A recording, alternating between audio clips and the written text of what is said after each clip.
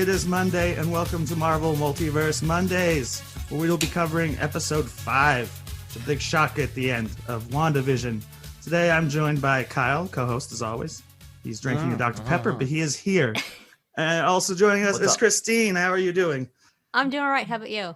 Good. Good to have you on the podcast. I want you to podcast more often, so see thanks. Kyle's plan is working. Yeah, he drags me in everything. So That's what marriage is all about, right? Yes, dragging each other through hopefully dragging each other's crap, not dragging each Yeah. other down. So I'm just going to start the show by saying we're just going to start with spoilers from the beginning. You've either seen it or you haven't, so let's just go into spoilers. I don't see any reason to talk around stuff at this point.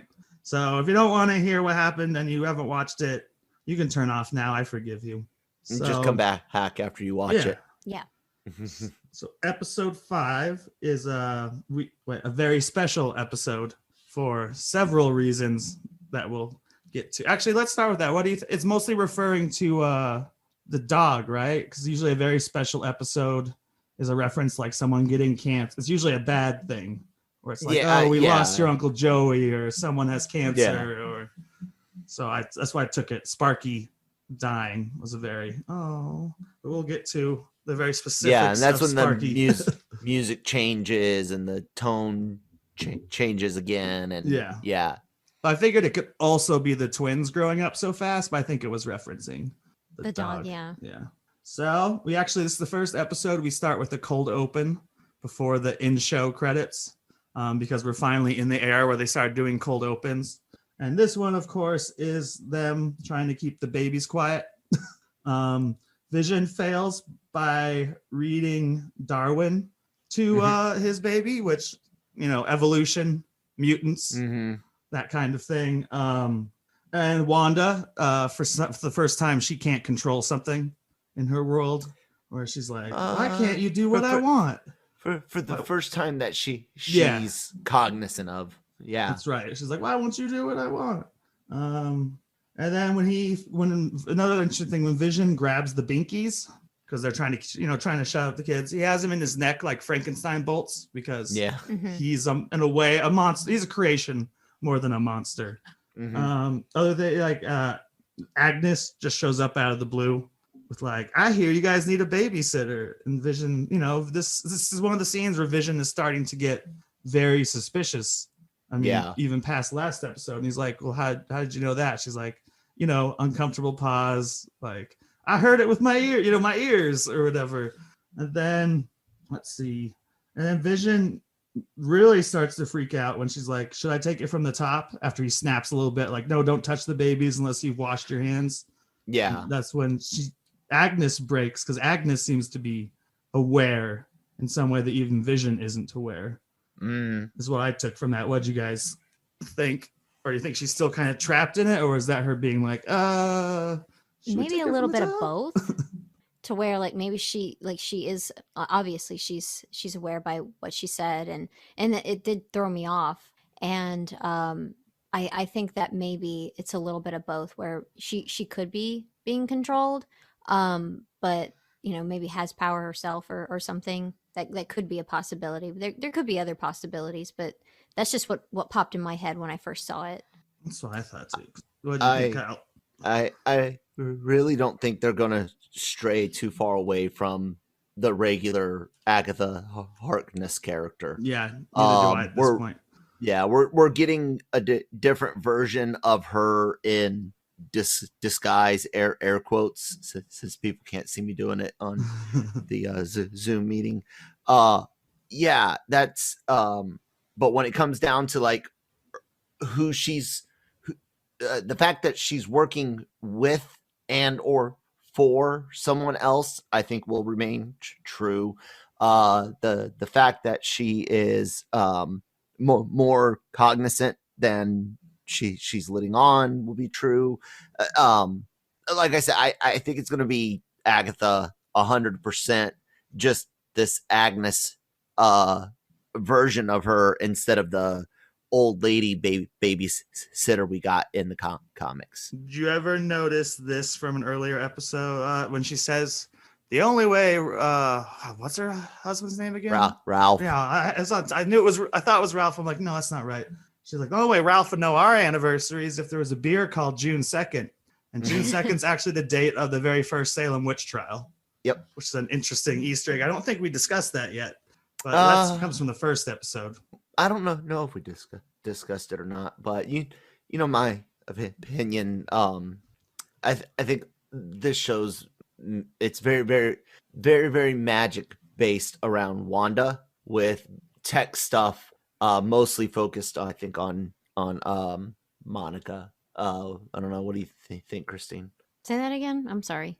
That when you're kind of like looking at influences and things like that, I was saying that I don't think there's going to be a lot of like technological influence in Wanda's like dealings. Like it's all magic for her, and then the tech stuff that people do see, excuse me, I think is connected to Sword and Monica, not the magic entities necessarily.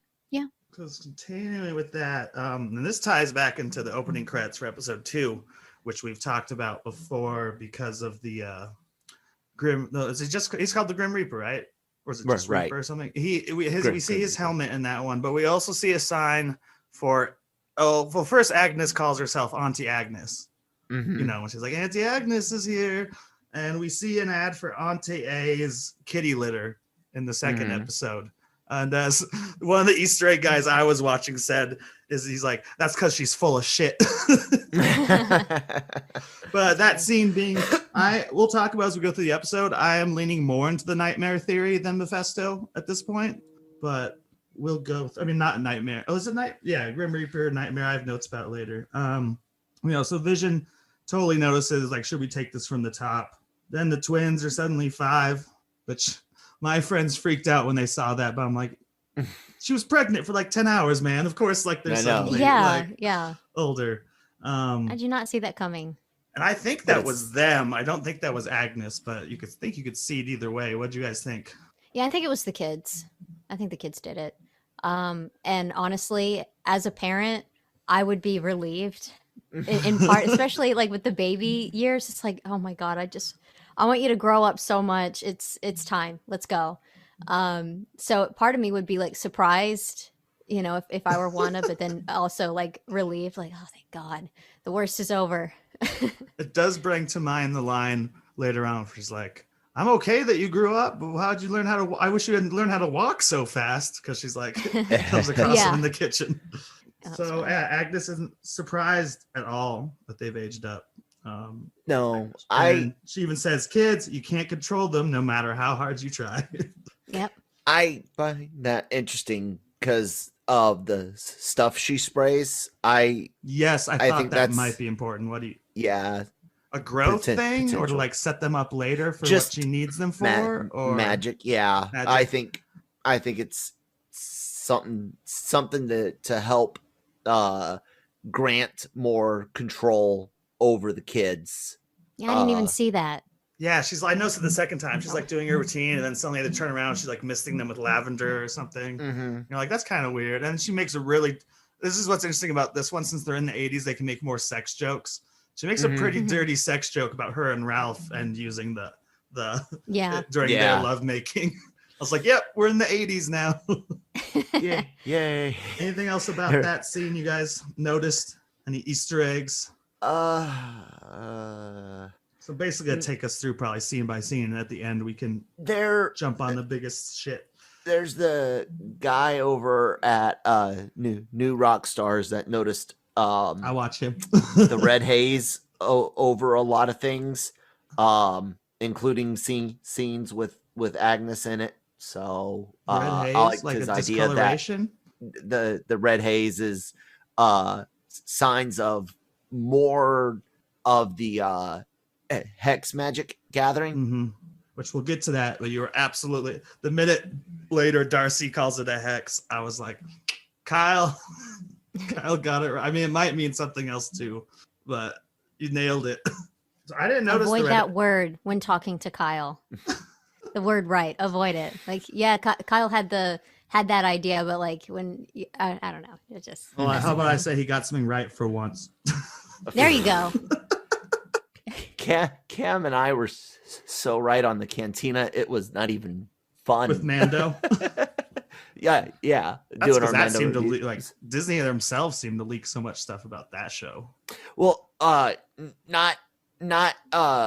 the leaks like the characters, but like story specific predictions that we had no idea on, just kind of following the lines. And I don't want to say too much, but I want to get your opinion on this, Nick. Yeah. So something that I noticed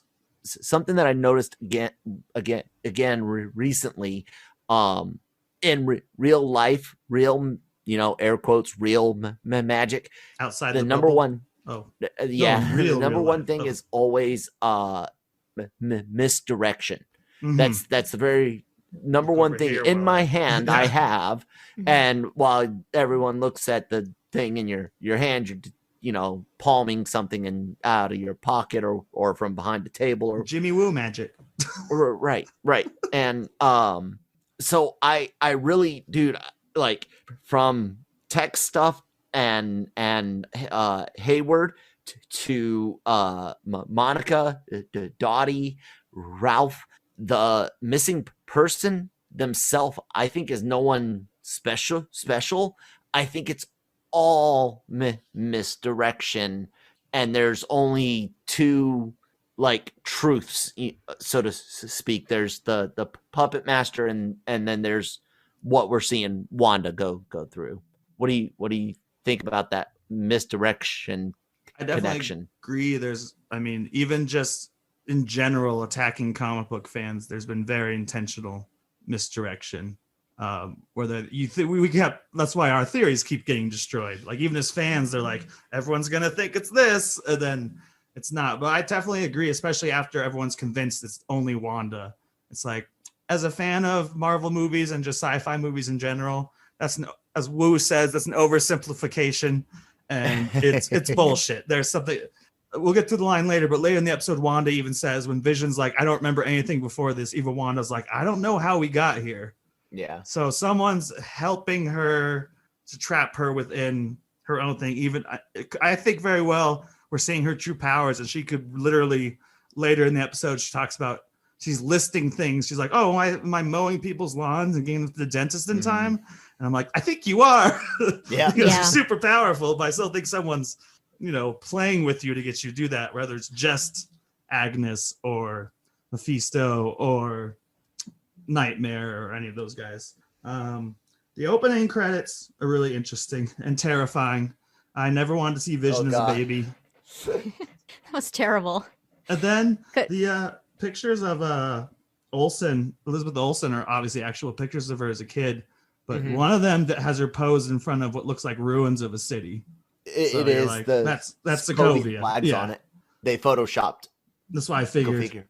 I'm like, unless she took Although a picture. it's weird to smile when you're around all of that. But I mean, if that's just your normal, but it was still kind of like, oh, that's sad. Yeah, no, I think that's the conceit of the show, is that it's like, it's back there, but look, we're now in a happy reality. You don't remember Central and Eastern Europe in the 80s. I do. Well, yeah, you're a few years older than me. So yeah, that was legit. She would definitely be smiling. That was a nice nice Eastern European 80s alley. Or 90s alley. Sorry. That would be 80s at this point, I think, because we're in the 80s episode. Because she was born in 89. Which is actually her real birthday, the actress. Yeah, I've looked it up to see. I'm like, she's my age, right? And yeah, she's a year younger than me. Yeah. So it's just always fun or sad when you're like, oh, this super successful person is younger than me, like Tom Holland or something. It's like, oh, look what Tom Holland's done with his life. Or like you look and you're just like, oh God, this famous person is aging better than I am, and we're about the same age. Yeah. So, or when you're finally at the like age of retirement for the majority of players in your favorite sport, and so now you're older than everyone except maybe the bench or the crew behind the bench, you know? Yeah. I mean, even like me, crazy. I'm 33. That's like old for a hockey player. I'll be 33 this month. And that's pretty old for a hockey player because 30, they get crushed. 36, yeah. So let's see. Yeah, we have the opening credits, which I wouldn't have known the exact ones I was referencing, but I looked it up. Obviously, one of the Easter egg videos.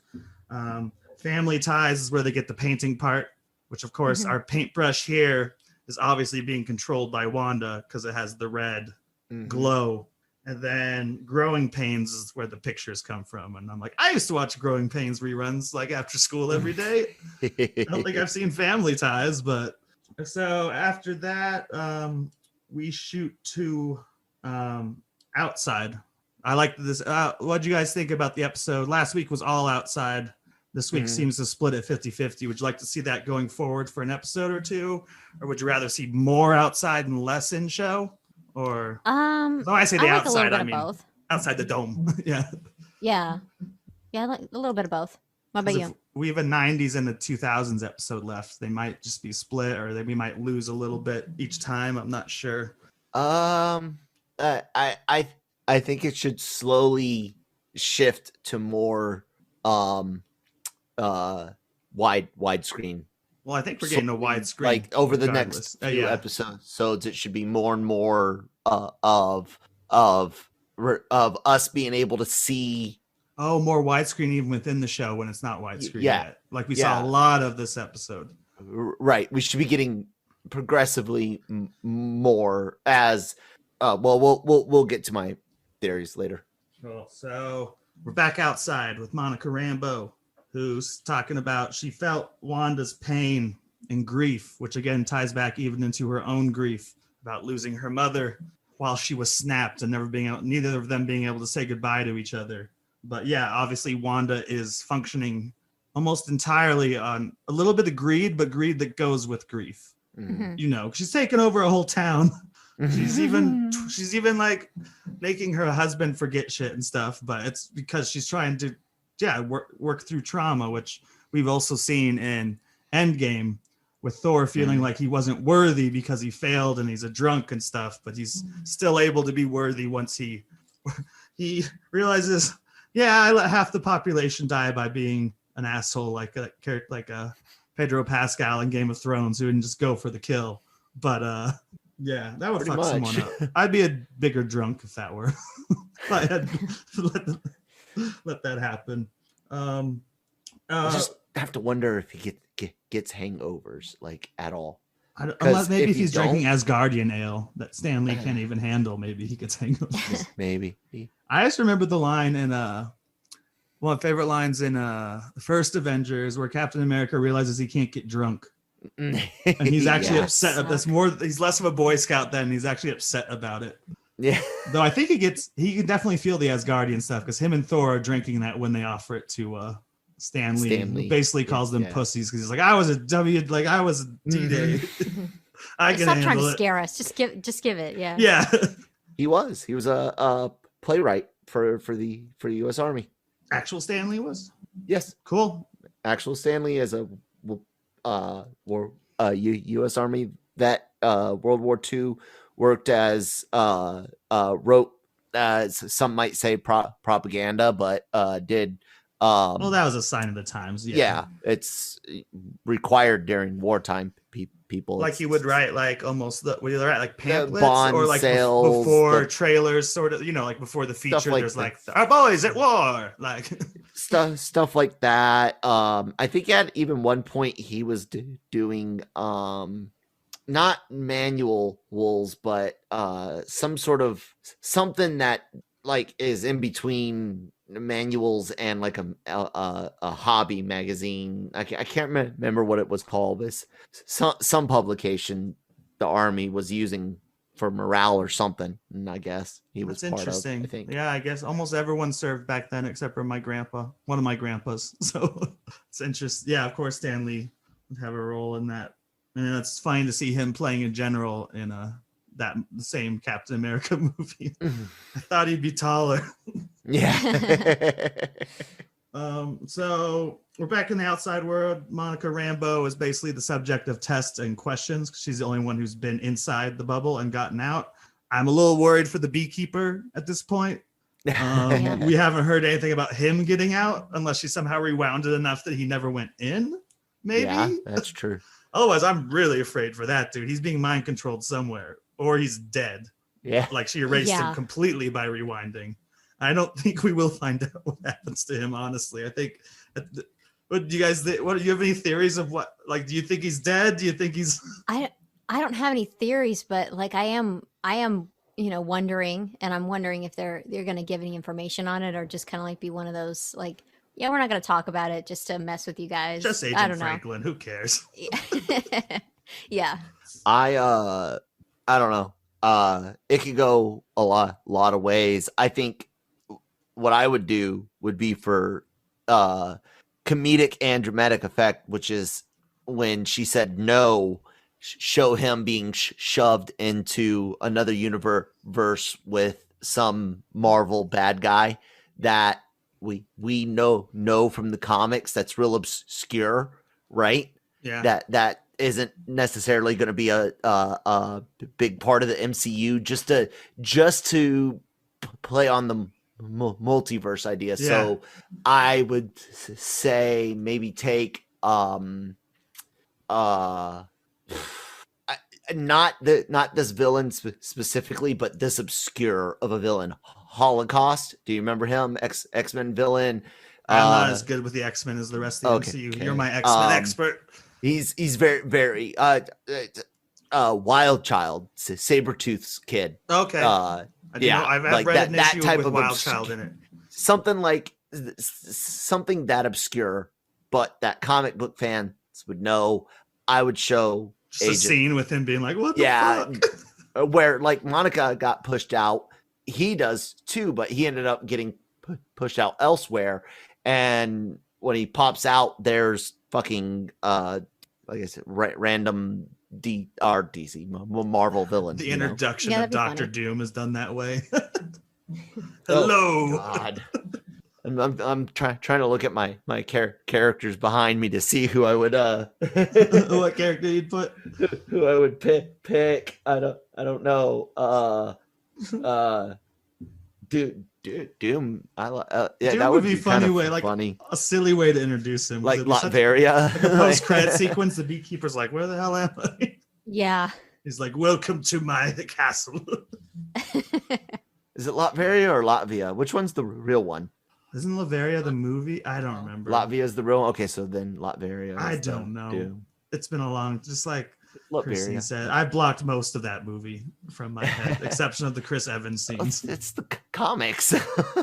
I know, but I haven't really I really am more of a, like, if they haven't made a movie about it, MCU wise, I don't really get into the comics until there's a character movie most of the time. Like, I wasn't a Cap fan until Cap came out. Yeah. Spider-Man was my first favorite superhero because he was the first superhero movie I saw in theaters. So I'm heavily influenced by the movie. And I never picked up a Fantastic Four comic because the movie wasn't any good. So Photon, Monica Rambeau's power or results show up blank with almost a blast of white light that looks very much like Photon's costume. And Photon has some of the characteristics that would be given to her by being thrown out of the field by Wanda, or at least her character in the comics, like being able to phase through stuff, change her appearance, and fly, could all be results of that. Whatever happened, both having Wanda's powers absorbing you while you're thrown through a, like typical alien barrier, like, superhero era, everything's crazy. I like how she, the person was like, we need to redo the tests. And she's like, no. Yeah. Yeah, it's just like one of those things where it's like, I wouldn't have had the courage to do that, but it was something that I just couldn't help but find funny. Where it's like, you're telling the medical professional no? I'd be too terrified. That's right, because you're like, what is happening to my body? I guess when you're that we see this, I guess, in action movies all the time, where like someone like Ethan Hunt or Bond doesn't have time to get tests done because he's like, no, I gotta go back out there. Yeah. Save the world. There's no time for tests. Do you guys think we'll see her? I think 100% she has the powers now, even they haven't been awakened, let's say. Mm-hmm. Do you think we'll see her use the powers in this film, maybe by the end of this show, or do you think maybe we'll wait till Captain Marvel or something to see Photon actually? No, I think we'll see. She'll be fighting at the end of this. You think? At the very minimum, she'll let a photon blast go. At minimum, at most, we'll actually see her fly and fight. But I don't think it'll go that far. Yeah, because like she doesn't know how to do anything yet, but just give us a little something would be nice. Yeah, and so far the only tease is that X-ray that looks like her, and of course her mom's nickname was Photon. Both in I didn't remember it in Captain Marvel, but I just missed. It's on the ship. It's on her airplane in Captain Marvel, but then it's also obviously in the photo. I didn't go back and look. Well, I've seen a still from it since then. I didn't go back and watch Captain Marvel just to check. Why you raved about it when it came out? I do like this it. is one of the top 10 best Marvel films. I know, but you could look up a picture a lot easier than like, going back to your movie and then trying to find it. Messing with it. I do like that movie. I'm almost thinking this is top 10 Marvel. I will. WandaVision. What's that? I think WandaVision might be in my top 10 Marvel if it continues to be this good. Depending on how we slice up the Netflix stuff, sure. Yeah, that doesn't count.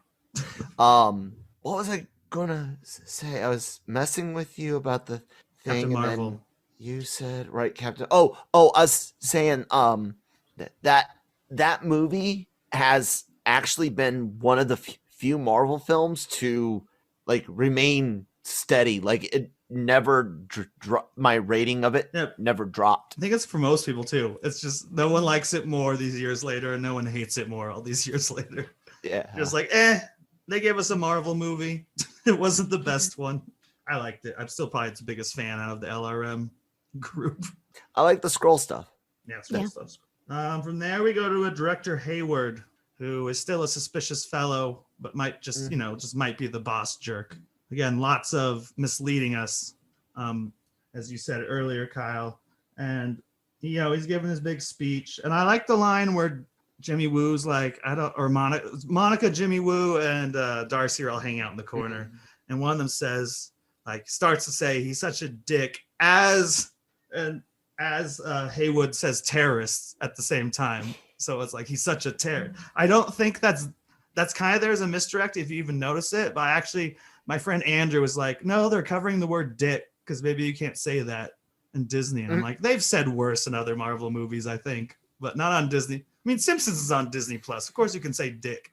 And it's add a little humor and and have it possibly mean something. So yeah, because it just reminds me of Archer. Have you guys watched Archer a lot? Yeah, I love that show. Like how every time they cut scenes, it's a continuation of the last sentence. Yeah. So I love that. Like the best transitions. Yes. It was sad when they got rid of phrasing though in the most recent season. We're not doing phrasing anymore. Oh. Yes. Yeah. It's okay. Yeah. I need to catch up, but I didn't know that. That's okay. I think it's after the Dream seasons, which okay. I'm getting off topic, but I watched 3 seasons of Archer in 2 nights during these pandemic times. I'm like, oh yeah, I need to get back on that, and it took me 2 nights, and I was like, damn it, it's over again. But Hayward reveals more. Well, Jimmy Woo, was kind of trying to defend her a little bit. Hayward's talking about how she was radicalized by Hydra, and gives the whole history that we know. And she did the damage at Lagos and Sokovia, and what he blames Washington D.C. on her also, even though I don't think she did any damage. Wait, D.C. No, I don't. Oh, Germany. He mentions Germany, but I don't remember her doing damage in Germany. I guess at the airport. The airport tore the airport apart. Man. I was thinking for some reason the explosion Bucky sets off. That's not actually even Bucky. Yeah, fractured Tony's arm with a bunch of cars. That's true. So yeah, that's actually a pretty scary scene because then Woo, he's like, it's an oversimplification, which I think explains a lot of stuff, almost in the series or when people even talk about Marvel or something. Yeah. He also, and then everyone's defending her, and then he shows the footage, which is quite terrifying and probably was the original footage they shot for Endgame, which is, or maybe not, because then back when they used to describe it, she stole his body from Nick Fury, or It was Avengers somewhere. described as Nick Fury's vault, I think is how Bettany Do you think this is a new version of that scene, different than what they shot before to fit better? Or do you think the footage is kind of almost redone using the camera angle, like watching it through security cameras? I would, if I were Disney, I would if I were Disney, I would reuse as much footage as I could. So if I had something for time and money wise, if I had something that I could touch up and post and make it fit, that's what I would use. Because we now know why she knows Sword is bad when she sees the necklace, even though she didn't really seem to care about the drone earlier in an earlier episode, because she's been at Sword and that's where she stole Vision's body back. And though Hayward says it's in an agreement and Vision's will that he won't be revived or used as a weapon, that looks like that's exactly what they're doing at Sword. And his body's all out, but that's a reference to an exact comic panel where he's like taking it apart. Yeah. I don't trust Hayward. I might trust Sword. I don't trust Hayward. I don't know, Christine. What do you read on him? I don't like him. I mean, do you think he's like a bigger bad? Some rumors he's even a Mephisto type guy. Yeah, I don't know how bad he is, but I mean, he is someone to pay attention to. So I could see him as he could be a Skrull. I was just thinking that for the first time. I hadn't thought of that before. 2, he could be a Kree, because there's Kree sleeper cells on Earth. And Krees mostly look like us. Some of them are white-skinned, I think, like John C. Reilly.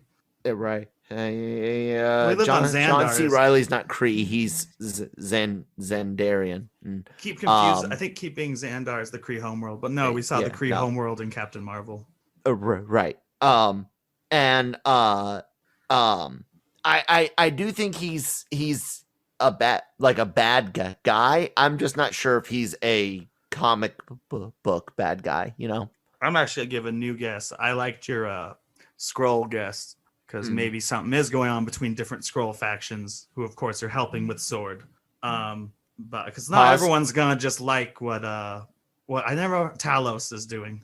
Maybe there are some Skrulls within. I mean, we know there's Skrulls within Sword to help finance it. I mean, not to help build shit even, and with space, either space station or spaceship we've seen Nick Fury on.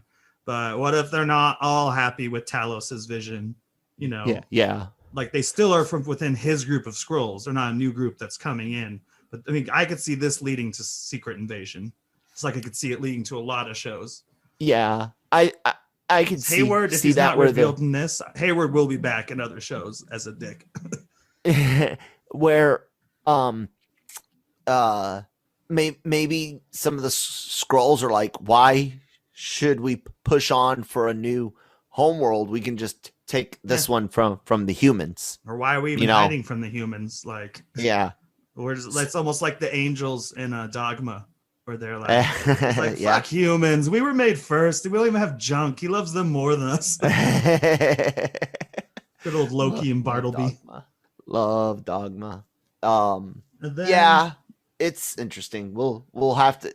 It's so much can be misdirection. It's almost not. I actually have a new theory I just thought of. What's that? I think Hayward is the beginning of Hydra coming back. Though that would be a little too similar to Hydra being in S.H.I.E.L.D. I don't think it'd be past Hydra. I think Hydra can still slink in anywhere, and everyone's overlooking them because we haven't seen them for like a phase.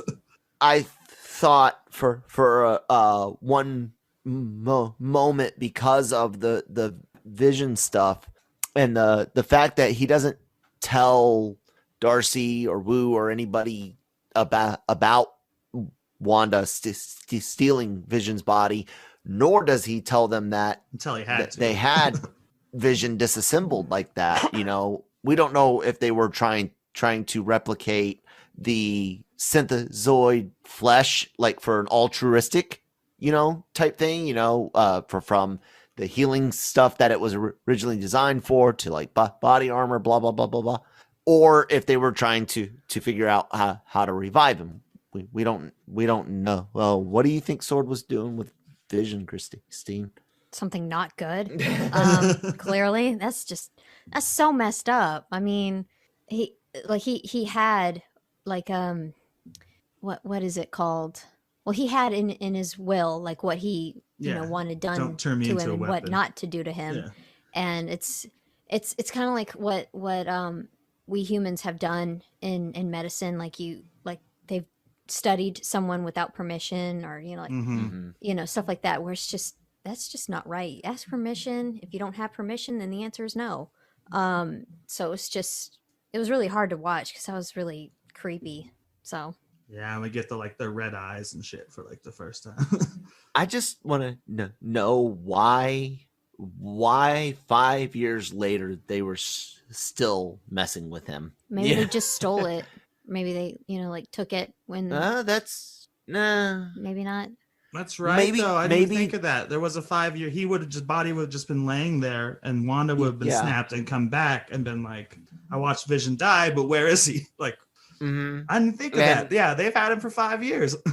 And Hayward wasn't snapped. He was in charge for 3 of those years. He probably wasn't up in the ranks to do it, or didn't have enough people who would be willing to do that. Like maybe he's trying to lay the groundwork to do something maybe not good. I really hope he's not any Hydra relation. I get it, and I get the idea of wanting to go back to it, but I really don't want to. Like we've done them. Let's move on. Yeah. There's other bad guy groups, but they're like what we said before. Like they've wasted AIM. AIM was wasted in one film, but yeah. And then an interesting thing that kind of ties in later to lines that are later in the thing. I'm beginning to think the Grim Reaper is perhaps involved because he can bring people back from the dead. And later it is brought into question if Wanda even has that ability. And what's also interesting. He's able to. He does it. The soul transfer through like a combination of power and tech, which I think does make it possible that Hayward could be the Grim Reaper. Yeah. Because the Grim Reaper was involved in the White Vision story, which the White Vision can't remember his past and is part of the reason Wanda is led down the House of M road, because she doesn't understand why he doesn't remember her, love her, care for her, yada yada. And he reminds her that they don't have any kids. And Vision spends a lot of time in White this episode. It's true. And then the other thing about is the timeline. So they stole the body 9 days ago. We know we're about 3 weeks and a half past Endgame. So I'm assuming the time in between was the time it took her to find the body, because she did it like 2.5 weeks after Endgame. She's finally grabbing him, not like immediately after. Yeah. I mean, close enough. We still know this is before Spider-Man Far From Home. But yeah, and it's basically immediately after. But yeah, the fact she did it 9 days before they discovered what do they call it later, like the Wanda anomaly or something like that, the Maximoff anomaly. So back to the TV show. The kids, adorable 80s sitcom thing. The kids are, they have something in the sink and they're washing it, and then she comes in and they form a little wall. That's when she makes the joke that I mentioned earlier about, I wish you guys didn't learn how to walk so fast. And then it's just, the jokes of that time where it sneezes and she's like, oh, bless you. And then like it barks. She's like, okay, which one of you barked? And then they have the dog, and Vision walks in and he's dressed up.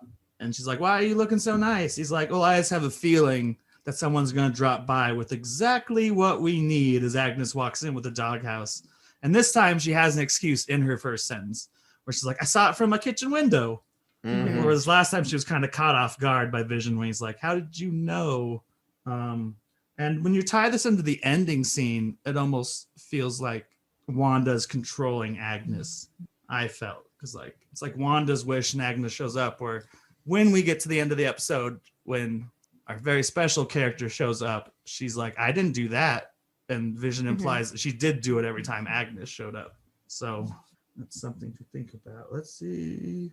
And then Wanda is pretty insistent on using magic in front of Agnes now, and even trying to convince Vision that he shouldn't have to hide either. And of course, the kids grow 5 more years in age when they're told that maybe they can have a dog at age 10. Yeah. And it's named Sparky after Tom King's creation in the Vision comic, which is the name of the Vision's family dog. And that comic, for those who are not familiar, it's this show is taken from this, from the book I just got this week, Scarlet Witch and the Vision, which is them moving to the suburbs. It's also taken from the comic Vision from recent years, written by the great Tom King, who's especially cool because he's ex-CIA and he brings that into his Batman stories. Vision creates an entire family, a wife, a son, a daughter, and a dog, which are all like him, synthenoids with like the stones in there. Like the dog is like the stone around his collar or something. So, and he meets the same fate in the comic, though in the comic, he is brought back from the dead. It's a little Sparky, just jumping ahead a little bit. Then we get to back outside the bubble. Kyle was right. Darcy's nicknaming them hexes because of the hexagonal shape. There still might be more to that. I still like the idea of the beekeeper. I mean, just in general, it's a colony and the honeycombs are hexagonal shapes and she's like she's the queen bee, as it were. I brought up, Kyle doesn't buy it at all. Hexagons have been used one other place in Marvel, and that's when Guardians of the Galaxy do their jumps. It's always through a hexagon shape. So I'm like, Kyle, maybe they can jump straight into the town from space. Kyle didn't buy it. And with that, in that scene, they really learn her real power. She's changing things mass permanently into other items. Like she went in with the bulletproof vest, she left with all of her clothes being bulletproof. Because not only is she changing the aesthetic for the show, it's permanent changes far outside any powers we've seen of hers. And then they decide that maybe the best way to spy on her is to send something in that would fit the time aesthetic. Since we're up to the 80s, that means we can use emails and drones. You guys have any thoughts on those last few scenes? Christy? Thought it was really cool. It was fun to hear the sounds when they were on the computer and the visuals. Just like, oh god, those are horrible. But yeah, I liked it. It was fun. You know me, I think a lot of stuff is very magic focused for Wanda, and to see this was very cool, because it's her it's her reacting to the outside world, messing with her protective bubble, legitimately, not figuratively, or even a quarantine, as Jimmy Woo actually I think already called it. Yeah, it's like he set up a bubble. It's not like she's controlling over 3,000 people. Yeah. I liked the drone usage, and that makes me wonder more about the passive abilities of the barrier before she changes its color. Because like you said, now that we're up to the 80s, this tech exists, so it can go in, like you said, match the production design. So again, like that makes me wonder about who's given her either the ability or the idea to do this stuff, because in the comics Agatha actually teaches her sorcery, magic and stuff, but that's not happening here. So it'll be interesting to see, pushing things along. Like she also seems to be the person who's present when the kids are always growing up, and it's almost like she's created the reason for it, which we'll get to later. Well, the thing is, like, she's always there, so I didn't see that. I mean, I do think you have a really good point, but like I didn't see it because it's that sitcom, oh, the neighbor is always around. So yeah, but that's why I think it's playing with all. I mean, like obviously I think some of that's a smoke screen, because when you first start watching it, you're like, okay, nosy neighbor, we never see her husband, there's the job, it's really generic, like we only see it for a few minutes. But some of these things are beginning to, like a lot of people are saying right now that her husband's getting mentioned even more than in a normal show, so he's got to be Grim Reaper, Nightmare, Mephisto, something nasty. who has sex with Agnes, apparently. So hopefully not too weird of a creature. But before we get to the drone, actually, I forgot to do the email first. Oh yeah. But we see Vision's work again.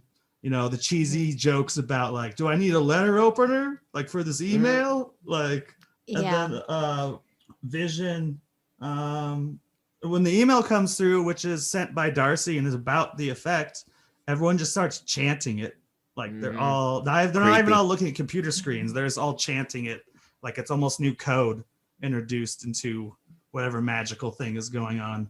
And then Vision wakes up Norm in the way we see him wake up Agnes in a trailer. And he's like, the pain, like it hurts, like my sister's taking care of my dad. Where's my phone? Yeah. And then he turns him back just because Vision can't deal with the shit right now. It seemed kind of cruel to turn him back, but yeah. What do you guys think of that scene? That was one of the craziest scenes for me. Christine. First time we've seen someone snap out of it besides like like in Rambo. And I think that Vision had to put him back because he needs to process what to do next. He needs to confront her. So it's like one of those things where, you know, he's got to piece together what to do next. He needs time. Yeah, exactly. I agree. So, it's like when Indy leaves Marion still tied up in Raiders because he's like, I gotta figure this shit out first, then I'll come back. I gotta get the arc. Wait, what was the question again? About just how cruel Norman. I mean, he was to put Norm back in the trance, but really he had to. That's right. In the trailer, we've seen the scene where Agnes is woken up. It's like, am I dead? Right, but she also lets out a cackle. Witch cackle. I think hers is a fake dressed as a witch on Halloween. What's that? Oh, I mean on Halloween, but yeah, that's very intentional, even with the trailer, maybe even setting us up in the wrong way. But possibly, but I think she's gonna reveal. I think her revelations are coming in Halloween. And I think Halloween should be the next one, unless we get another episode that's entirely outside of the show. Yeah. But it's interesting because that scene after watching this show and the trailer plays out to me like Vision does that. She pretends to freak out. And then, she's like, just kidding. I know what's going on. Cackles and like, she's way too aware to be like, what? Who am I? And we still don't have an ID for her or like someone even one of the videos I watched even said, we don't know where she lives. She doesn't have a home possibly. She claims she's the next door neighbor in the first one. Second episode, Herb is living next to them. And then like, it's just sometimes like Dottie's house is like 2 over or something. And it's like, we see her in yards, but we never actually see her enter any sort of building.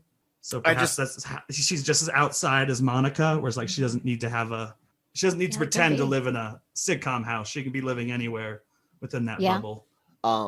When it comes to Dottie, I want to just remind everybody about misdirection. So sometimes the misdirection isn't a lie, it's a truth. And it is that in my hand I have, and that whole line back to the devil in the details. Nothing else. We haven't seen Dottie again really since the lights out joke. From does this make me look fat? Yeah. Oh, thank God. That was awesome. And I don't see them wasting Emma Caulfield for just that. So I'm back on the her being a bad person, guy, girl, trans-dimensional being of some sort. Whether it's Mephisto or not, I don't know. Well, I read an article where she talked about her interviewing process, and it was pretty extensive, which normally wouldn't be done for a character that's an extra with a few lines. Yeah. And she still looks freaky as hell. Like, I remember her from Buffy too, but she like just her like perfect housewife and like the 1950s look and like being just like a bitch. She's basically like the queen bee, as in like Mean Girls, where she's the bitch in that way. said nothing happens in this town without her. Yep, that's the other line. It to. Mm-hmm. She's like, she's got the key to the town, or there's some line like that. Like everything goes through Dottie. So we get to the drone scene we were talking about, which has missiles on it, which Maria is not aware of. That's totally something, that's basically what they did in the first Avengers above Nick Fury's head, is launch nuclear missiles at New York. Yeah. So, he's another one of those. Yes, the thing is, it's Wanda. Why would you do that? You know it's not going to end well for you. So why even attempt it? Especially with the kids. Considering her level of power, you're just like this tiny little thing in comparison to her. When I was watching it, it was just so frustrating. Not everyone that works in these government branches, different government things, are idiots. So it's just you see it sometimes in TV. So it's just so frustrating to see, you can't be that big of a moron. So, or even Godzilla or King Kong or something, where it's fire all the weapons. Yeah. And it's nope. Doesn't even feel it. Doesn't even sting. So, and this is my favorite scene of the entire episode, is when she comes out and threatens everyone. Her Sokovia accent is back, and I think even stronger than the last time we saw her. I think she's leaning into it more. I don't remember there being much of one in Civil War. No, there was in Civil War. I don't remember there being much of an accent in Infinity War, when she's talking to Vision. Very, very little. Yeah. She slowly worked with the Russos getting rid of it. Only this feels like she's already back to Ultron. Yeah. Which is a contrast to all of her sitcom, American sitcom, housewife voice, which is very stereotypical for those time periods. And then, I think what she's doing with her accent is maybe she was trying to fade it out before, but it's kind of like a screw it, this is who I am kind of thing. But that's just on the outside. What she has going on in the inside is just, she's playing out this fantasy. So she goes along with American television, but her herself, I think maybe she's, I don't know. Just I know some people try to drop an accent, because she's also coming out with her full costume, and I think you're right. Where she's I'm so powerful, I'm doing my own thing. When I'm not pretending to be a TV show, I'm gonna go full Sokovia on you guys. Yeah. And then she pulls off a move that her father in the comics has pulled off twice in the X-Men movies, which is causing everyone to point their guns at someone else. Magneto does it in the comics. Magneto's the father to Wanda and Pietro, Quicksilver, and Scarlet Witch. And then, of course, there's a scene earlier in the episode which is really interesting, where it's she doesn't have some kooky code name or whatever, which was fun. Yeah. By the end of the show, someone's gonna call her Scarlet Witch, especially if she loses her shit more. It has to come up. Hope so. That would be fun.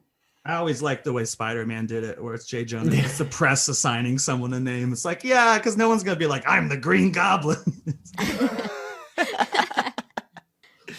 But it's also kind of similar to what DC is doing, which is interesting. They've never called her Wonder Woman, except for Lex Luthor's logo for her. No one's ever said Wonder Woman. It's always Diane. Oh, God. Or Diana or whatever. Don't forget. We're not going to cover it, I hope, because we're Marvel, but there's a 4-hour cut of Justice League coming out next month. Zack Snyder's a genius. I swear to it. How else do you explain that Lex Luthor designed fucking the Justice League logos? Isn't that fucking brilliant? That's just great writing and storytelling right there. Apparently, never mind. But and then they're trying to talk to her, Monica's obviously you trusted me subconsciously. I helped deliver your child. You didn't kill me, and they're what can we give you? And she's I have everything I need. Just leave me alone. I'll leave you guys alone. They're we can't leave you. We can't just do that. You have 3,000 hostages in there. Exactly. But then she looks at her eyes are glowing, and when she controls the other people outside of the bubble, their eyes glow too, but no one's inside the shows are glowing, which someone pointed out, which is kind of interesting. And yeah, that moment reminded me of both the trailer for Dark Phoenix and the scene from the first X-Men where Magneto has everyone aim their guns at each other because he's guns, such a pitiful human thing. So that necessarily isn't intentional, but it's kind of interesting parallel if they do end up bringing in Magneto as her father, which I'm hoping is one of the twists we see before the end, but who knows? Christine, how much of this do you think is just Kevin Feige having fun with the fact that he has access to the Fox property he's now? I think a lot of it. I mean, I know I would. I got it. I'm gonna use it. So I just want to point out, guys, we can actually get Super Scroll now. Yeah, because of Fantastic Four. Mm-hmm. No, yeah, I still think that's the main reason they bought Disney. I mean, there's plenty of reasons to say it, but I still think it was Kevin Feige, bought Fox, being like, hey, you can get me back the X-Men characters. I can make you this much billion more dollars.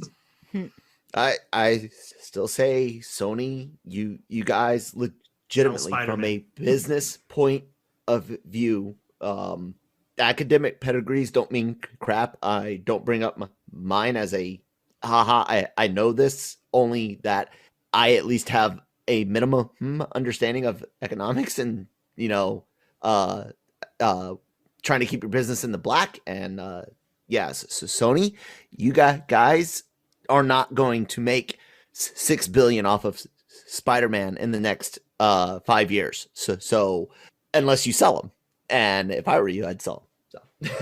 I agree. So then we get our first commercial in this, only commercial. They're back this week for Lagos paper towels. When you make the mess you didn't mean to. Lagos being a reference to, and also men can use it too, or there's some line like that too. Where it's like, not just for women, men can use it. Yeah. Because he spills his beer. But Lagos obviously being where she blew up the Wakandan embassy while trying to defeat Crossbones and save Cap. Mm-hmm. And something pointed out, very interesting. I'll run this theory by you guys. Someone think, I buy it too. Each commercial represents a different Infinity Stone.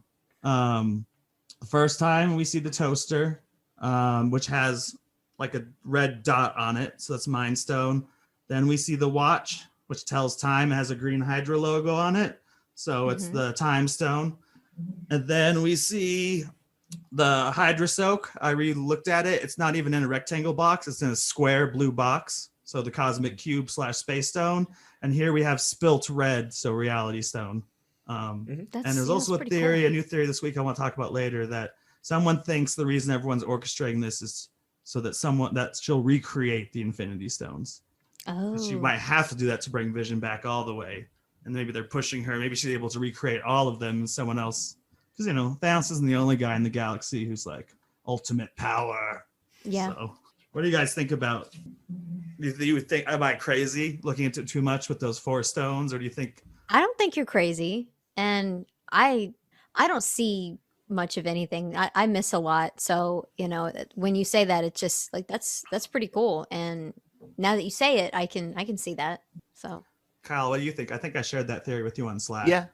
I mean, I told you that the Hydra Soak wasn't the blue soap. But anyways, not to, sometimes you play a character and it doesn't work out. But anyways, I believe that the Infinity Stones are definitely in implicated. They're part of her memory, part of her creation, part of her despair, part of why she's in the situation she's in now, and not just because she got powers, but Vision himself and Thanos and everything like that. I just the Infinity Saga's done. I don't want the stones to be a MacGuffin again, because look how ridiculous it got in the comics, to the point to where there's like an entire planet like Ilum of Infinity Stones, like legitimately, like I remember seeing the panels, a cave of Infinity Stones. Damn. And I don't want anything like that, but I do think that she might find out what the Avengers did to bring everyone back, and she might know that Cap knows where stones are. She might learn where these within a different timeline. Oh, within the original breaking timeline. Down the multiverse. Exactly. Ooh. I think the scene in the trailer where she sees the yellow stone I think that's not memory. I think that's her in another timeline, universe, reality, whatever, pulling a Mind Stone out because she thinks that's the only way to fix Vision. Yeah, and that would be obviously her motivation to either find or recreate at least the Mind Stone. She really has no reason to recreate the others. I Right. did miss a line, important little convo earlier when they're talking about the same time they get the bulletproof clothes. They're talking about like, wow, like we didn't know she had this much power. And it's like, well, she did almost take on Thanos by herself until the Blitz. And then they bring up Captain Marvel too. And Monica actually doesn't look happy to hear the name Captain Marvel. Mm-hmm. I don't know if Captain Marvel has never visited. I mean, it seems like the first time she ever came back to Earth, according to the pager, unless there's a movie in between, is for after her buddy Nick Fury got snapped, which means she never stopped to visit her as she was growing up. She didn't stick around long enough to see her after the snap, even though she was on the battlefield the moment of the snap. So it's kind of like, it did. At first I took it as like, oh, she's going to call Captain Marvel in, because who else can fight Wanda but another person imbued with stone powers?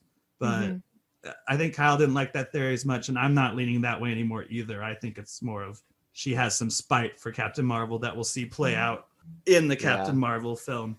But she does mention that she has an aerospace engineer expert that she can call in.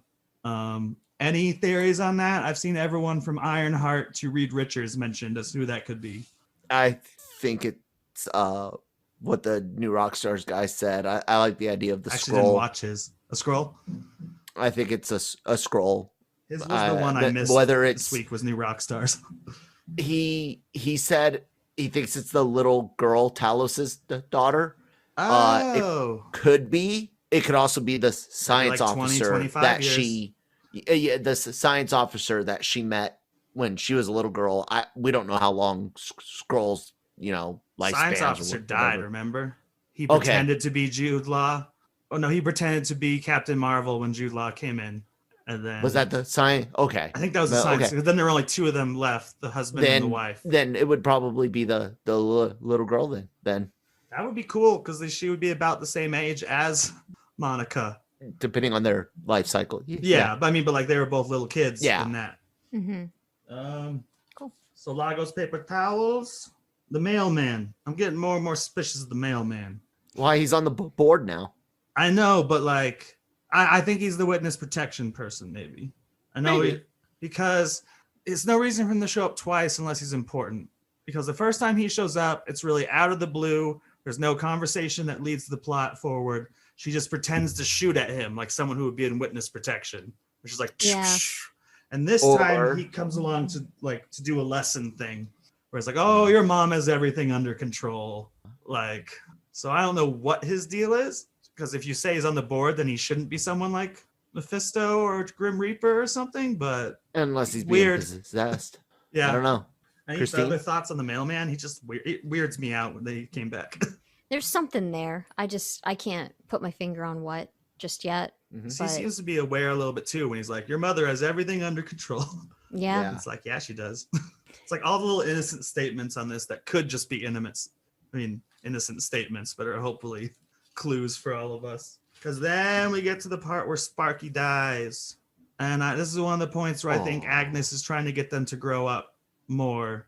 Yeah. Is because she's like, she could have killed it. She has a dog, and Wanda has to stop the boys from growing up to escape the pain. Mm-hmm. Yeah. That seems like, and then here's one of my favorite creepiest combos in the series where they're like, fix dead, fix dead. And then even Agnes is almost scared, and she's like, you can do that? Mm-hmm. And the fact that she doesn't fix the dog right away is part of the theory that the Grim Reaper might have been the one to help bring Thanos back. I mean, not Thanos, Vision. Yeah. Mm-hmm. It would, and I made that reservation a while ago when I said I don't think the Grim Reaper will show up, but if so, it's directly tied to Vision on the technological side of it. Which would make sense. And then we go into the last scene, and it's when Vision finally confronts Wanda because he's seen all kinds of shit at this point. And then they're having the fight, and he's like, what is going on here? And she just rolls the credits. Yeah. And they Yeah, keep it arguing. continues on. Yeah, and they go away when they hit the other room, and they get into such an argument that they're like floating in the air like Avengers about to attack each other. Mm-hmm. Even though he says he has no memory of his life whatsoever. Yeah. Like he White doesn't Vision. have memory of being an Avenger or how he was created. As far as he knows, it's the opening credits of the show where he was born a little baby Vision. I think is why they showed us that. And that's also where she says, like, I don't know how we got here, but she obviously remembers the past more than him. Because she also has a conversation with her boys about her long lost brother, who's not dead in this, she says, but he's far away and she'd love to see him. So they have the fight. He actually tells her when he's like, I can't remember anything before this. I'm scared. Yeah. Yeah. Ties into those pictures of him looking unhappy as the credits roll on because he's getting tired of playing the part. And then he also says, he also have the big argument that we've all noticed, but no one's brought up yet. He's like, there are no kids in Westview. Like, I walk by that playground every day, and it's like, and she's like, what are you talking about? Of course there are kids.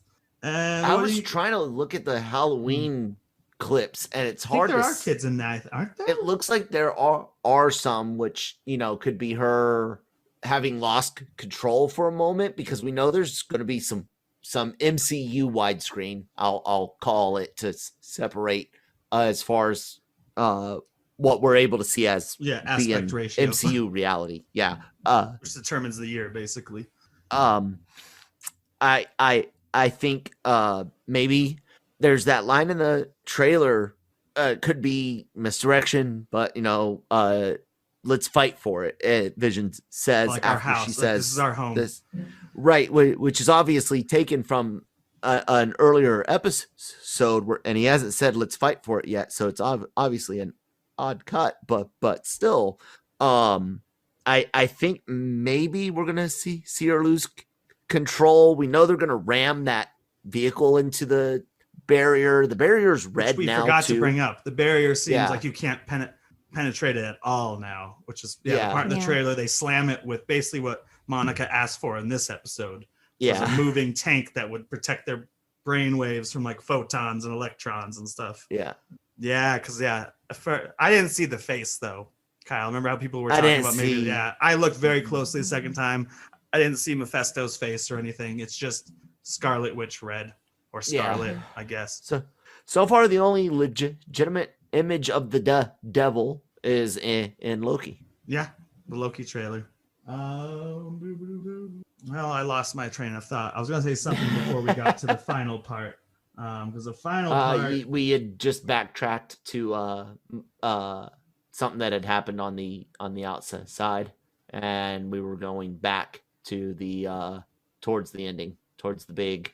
What I still think is the Luke Skywalker moment. I don't think there's another Luke Skywalker moment coming, but... Yeah. I hope you're wrong, but you're probably right. And actually, this moment plays on the comic Wanda and Scarlet Witch and Vision, because there is a moment in that comic where there's a knock at the door and it is Magneto outside, but instead we get a recast Pietro. Yep. Which flew right over my friend's head because he hasn't seen the X-Men movies after First Class, and I had to explain to him. He's like, wow, he didn't even know it was a different actor. He's like, wow, his hair's looking better than ever. Like, I'm like, well, the Evan Peters version has always looked that good as far as comic accurate. And we have our first X-Men actor appearing as the same character. He hasn't shown any Quicksilver skills, but he has a New York accent for some reason. I know, like, my little sister. Or like maybe it's a Jersey accent since they're in Jersey. I don't know, and she's a little caught off guard, but she seems to accept it pretty fast. Oh, and leading up to that, Vision thinks the knock at the door is her conjuring Agatha again, which is why I think she's bringing Agatha over. And she's like, you don't believe me? And he like does his little brain calculations where he's like, my circuits won't let, like, odds are low. And then it isn't her. Someone else has brought Pietro, or she has accidentally into our MCU, which is the first time, and I don't know how far they'll go with the X-Men. Maybe we will be seeing Magneto or something in this show, or I tell everyone who hasn't seen it, even my parents, they don't even watch it. I'm like, you won't believe what they did. They did the multiverse for the first time theoretically. No, they show Multiverse and Doctor Strange. Doctor Strange, he gets thrown through Show it. Multiverse and Thor, Dark World. They show Dark World doesn't have multiverse. I thought there was jumping between planets with those portals. Definitely Doctor Strange. That was like a 5-minute thing, and then Mysterio's lying about his multiverse. Right. But the Endgame multiverse is and Thor's nine dimensions are dimensions. They're not just planets. No, they call them the realms, but yeah. Realms, yeah. 9 realms. And even Selvig, who I thought might have been the Astro guy, but then I was like, no, he's not cool because enough. Darcy. Though I did think he's in the series. Yeah, she would have called him. Yeah. And exactly, I was like, even somebody that had not necessarily known Darcy and Selvig and Jane Foster. I almost said Fonda. Anybody that knows any one of those three would know about the other two just because of reading about one. You would read about the other two. So yeah, I their work together in New Mexico at the very least. Yeah. So yeah, well, I guess I meant more of like, this is a big deal. I don't know, that to bring in an actor, a version of Pietro that is a mutant outright. Like that's the world. We don't know mutants. No, but like we don't even know it's the same version. But to have that actor come in, it's starting to open up. Where it's like, will especially if the Spider-Man 3 rumors are true, it's like, are we getting a Fox Sony verse? Like, watch Kyle dying over there. You'll be okay. What? I like the idea that we're getting like the Jamie Foxx Electro is not necessarily the same Electro from well, at first he claimed that he wasn't gonna wear the blue, then he had to take it down. So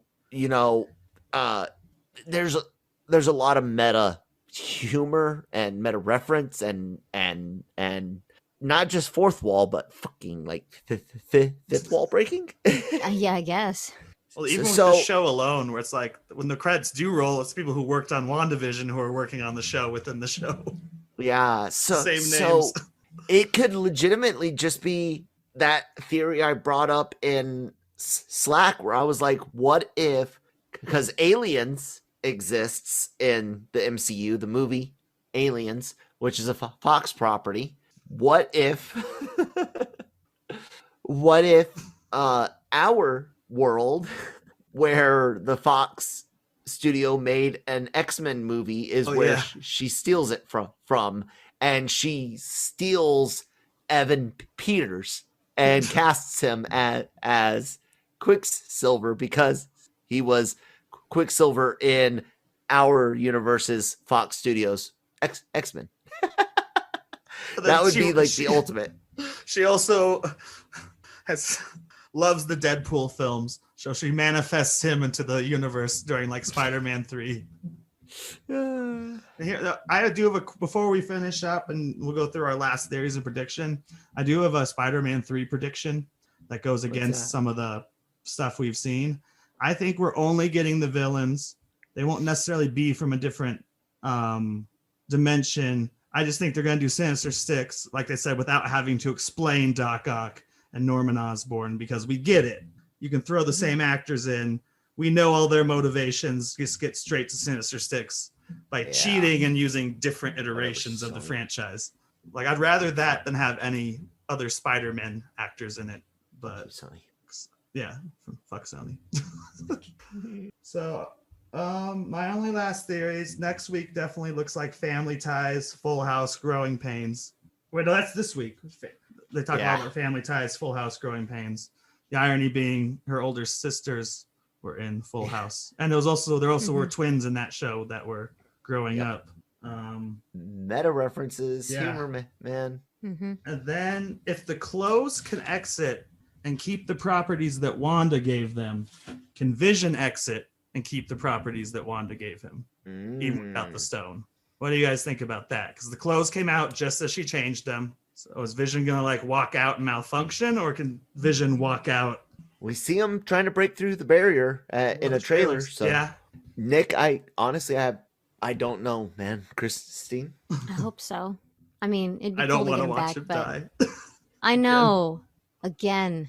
So yeah, no. Well, Yeah, but I would love more Paul Bettany. The guy, I think some people have forgotten he was Jarvis. I know he's the only one who's been in every decade of Marvel movies. The only actor, because Robert Downey Jr. character died in 2019, so there's no Tony Stark in this decade yet until like What If or whatever. Yeah, And that's what a cool tweet I liked was they had the picture of him dressed as the bunny holding the twins, and they're like, everyone forgets he started as a voice actor, and now look at him. Yeah. Yeah. Any other predictions, things you guys noticed? What you might think happens next week? I haven't read any spoilers, so don't give us any spoilers if you've read them. No. I don't. I normally don't look up spoilers. Yeah. I have to be desperate. I'm almost desperate. I only do accidentally if someone posts on Slack and I'm like, God damn it. I know it's my job to write for the website, but God damn it. Yeah. I was going to say, we do know that Volume 2 was spoiled for me writing about it. Oh. There are some spoilers that we believe to be legit online. So yeah, yes, be careful out there, people. Oh, and there are fake spoilers as always. I gave my big new theory on the Infinity Stone, and I think like I said, I think a lot of the Wanda and our Scarlet Witch and Vision comic and the House of M storylines that we're seeing, even though they're being all thrown into a melting pot, I think the main beats will remain unchanged, same as it did with the Infinity War and the Infinity Gauntlet. You know, we got essentially the same story with changes, which were great, but the same beats were followed, you know, for what Thanos did.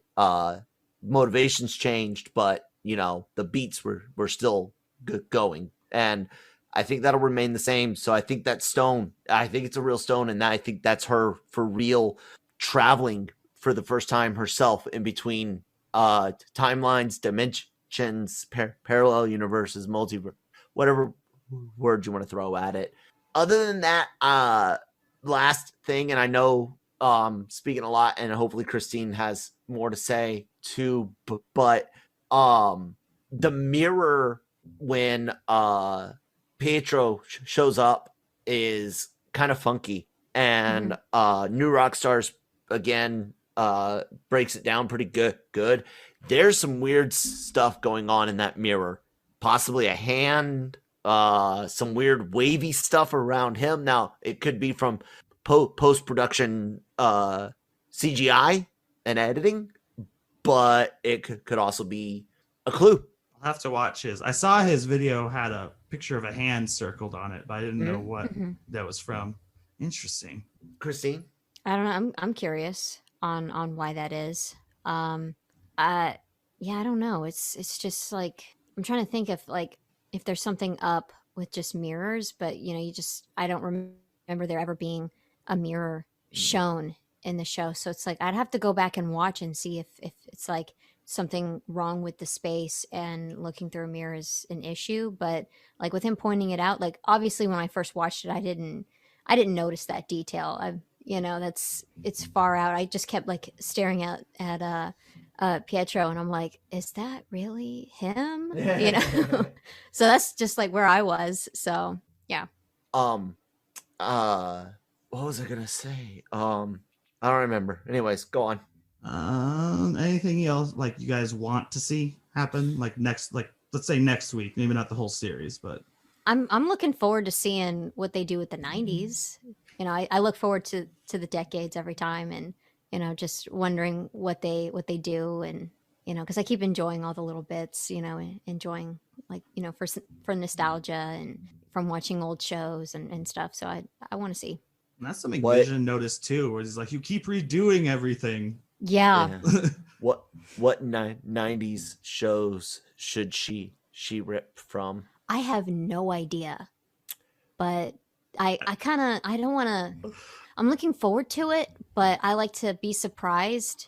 So I'm trying not to come up with an idea because I I want that big surprise of like, oh, that's cool. I have one Yeah. theory I think will be legitimately shown to be true, especially if we do see more kids, and that's a Saved by the Bell with the twins. And I should have covered my ears. I think Home Improvement style Home Improvement would be a good husband wife bickering jokes, stereotype stuff. That like because Jill they are being a arguing.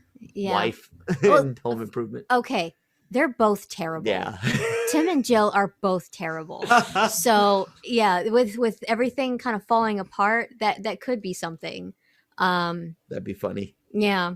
I wish it would never work with the show, but I would love there to be a spinoff of this where the 4 Avengers are stuck in a Seinfeld type show, living in New York without their powers.